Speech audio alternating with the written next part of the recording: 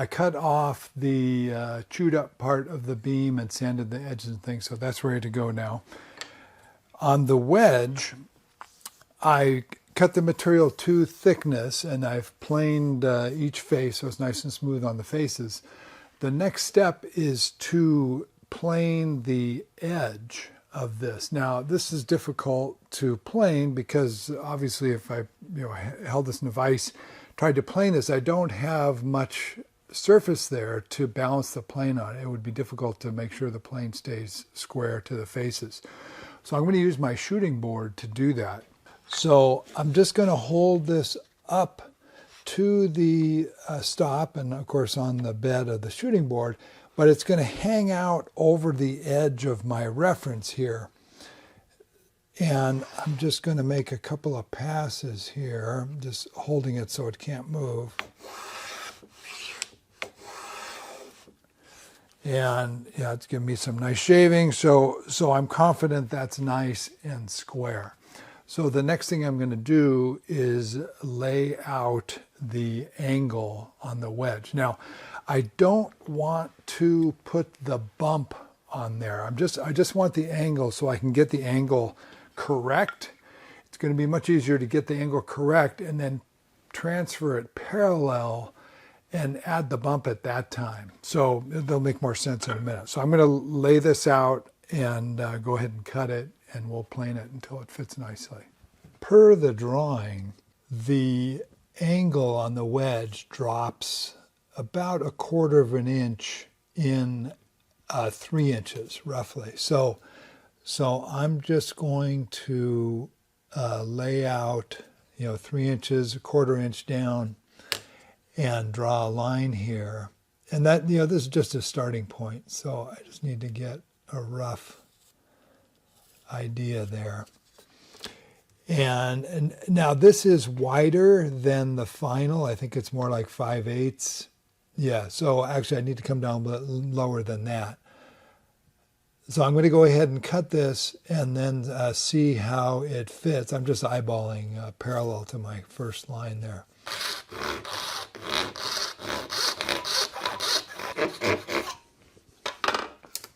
So I'm going to use my shooting board to plane to that line here. I think I should be able to hold that.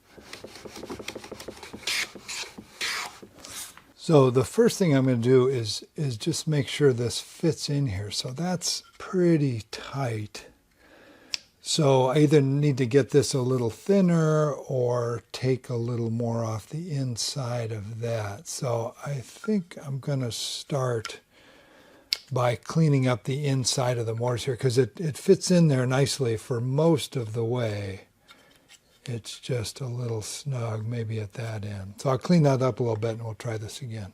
Okay, that fits nicely now. I cleaned up a little bit of the mortise and I took one shaving off the wedge. So I can look through there, with the wedge up against the top and see that it's slightly angled. I'm not sure that's going to show up in the camera there, but so I can already tell I need to decrease this angle a bit. So I'm going to, plane this and look in here and put the beam in until I'm comfortable with how it fits.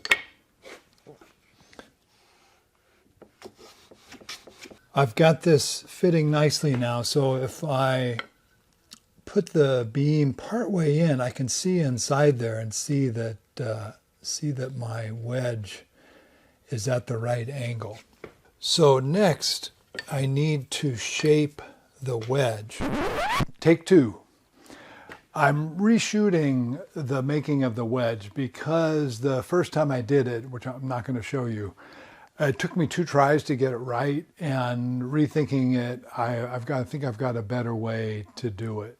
I've got the preliminary wedge in here, and I've drawn a line on here so I know how far it sticks out. So that information is going to be useful in laying out the bump and creating the rest of the wedge. So this line indicates the thickness of the wedge where it exits the head. And it turns out for these other marking gauges I've made in the past, the distance that this sticks out when everything works correctly is about 5/8 of an inch. I'm going to use that to determine where I want my line, including the bump. So first thing I'm going to do, I'm going to draw a 3/8 diameter circle on here that matches up with the 3/8 width. So there's that. And I'm going to measure from the end of this back 5/8 of an inch. There's 5/8. So at that point, at that 5/8 from the end, I want this thickness to be that thickness. So I'm going to set my square to match. Now I could use calipers too, that'd be a little more accurate, but I'll assume not everybody has those. So that matches up nicely. I'm going to bring it over to here, and I think I want to use my marking knife at that point. And there's the 5/8 mark. So I'm going to bring my line down, my taper line down to that mark. I'm not using the dimensions on the drawing anymore. So I'm just eyeballing parallel through that point, and that looks pretty good. The overall length of this is 3 1/8, so that puts it about there. And that should be roughly a 1/2 inch. If this is, that looks pretty close. Might be a touch smaller than that. No, that next one smaller doesn't work. So I'm going to draw a 1/2 inch circle there. And that looks good. So I'm going to go ahead and use my coping saw to cut that out.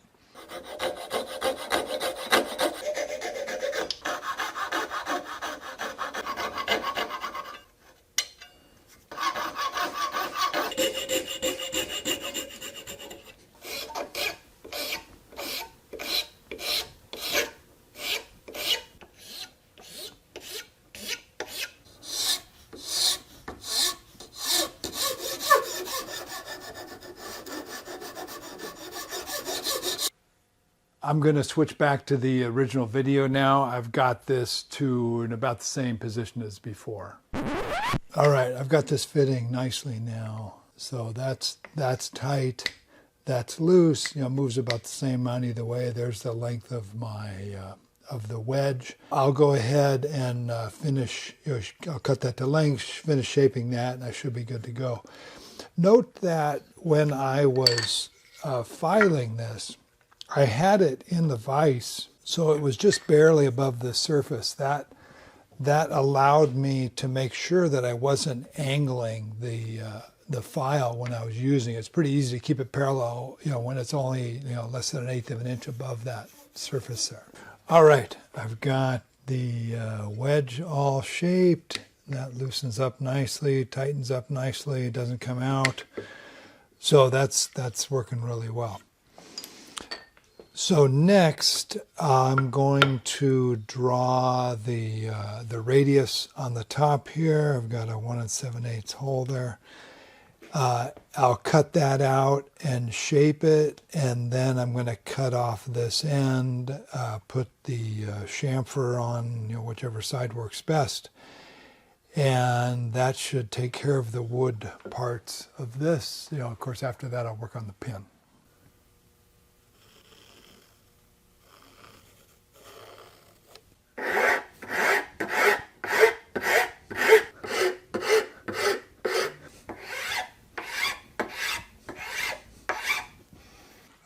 got the top all shaped there. I finished with a fine file, which really leaves a nice surface. You definitely want to make sure you're going with the grain, so not too far over the side there. And of course, come from the other side.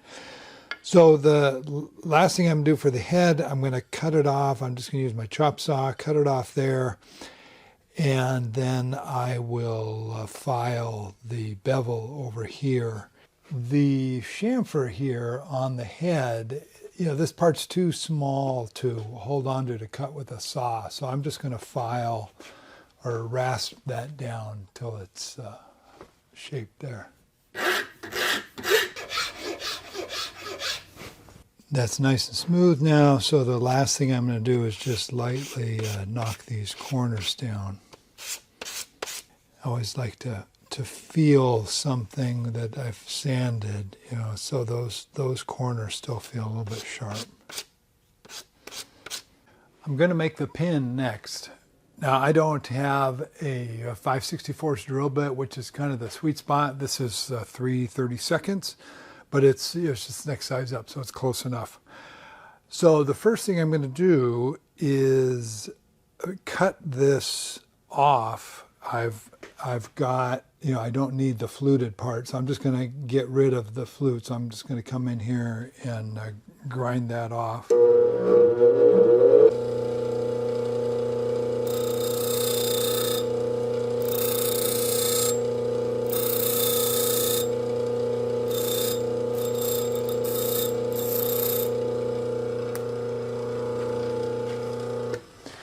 So as you saw, I don't need to totally grind it. I just need to get it small enough where I can break it.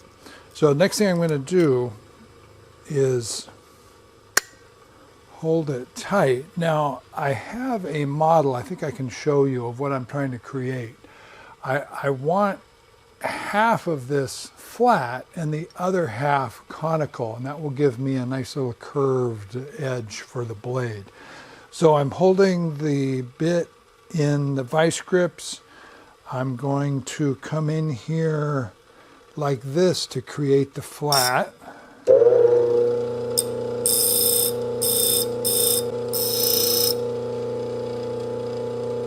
So that's looking good. Not quite halfway there yet.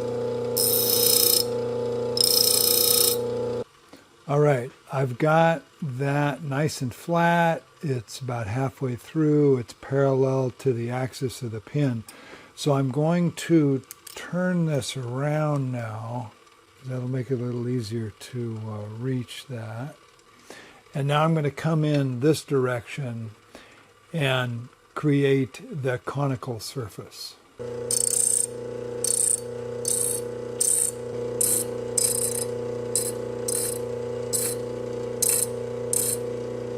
All right, I think that looks pretty good. And if I use it to make a line there, that's a nice clean line. So I think that's good.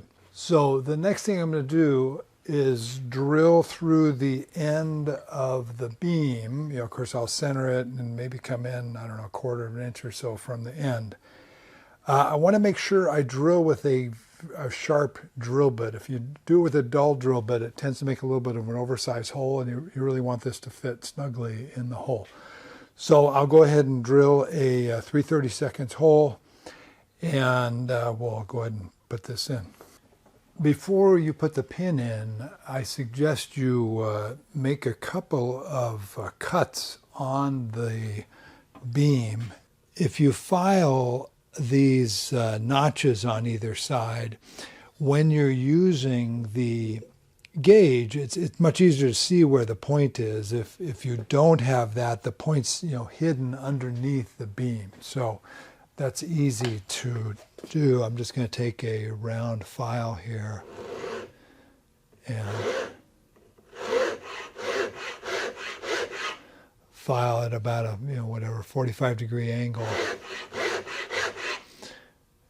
And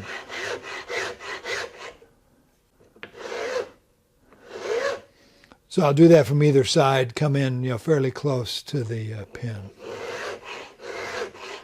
Okay, I'm going to install the pin next, and I'm going to use, let's say we're going to use this for making dovetails.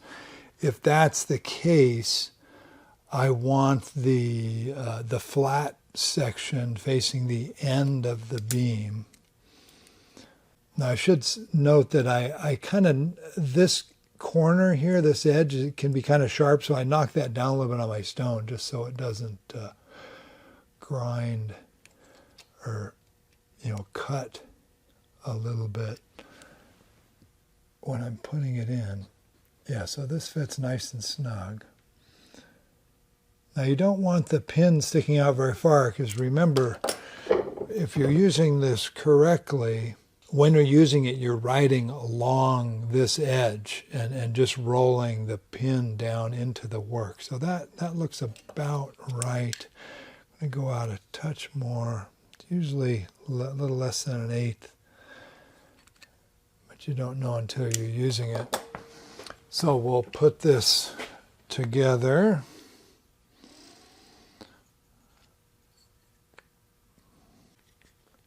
There we go. A little tight there. So we'll do a test cut on here. The best way to hold this, you want your finger near the pin so that you're pushing at the pin, right? If I'm pushing, back here, it's easy to get cockeyed there. So I want a finger here. The grip works well like that. You can put your thumb on this side. I want to be riding on this edge, whether I'm pulling, or then I'm going to put my thumb here pushing, and then I'll roll this down in. Now I want that pin out. It might be out a little bit too far, but let's see how that feels. No, but that feels good. Yeah, I think it's out.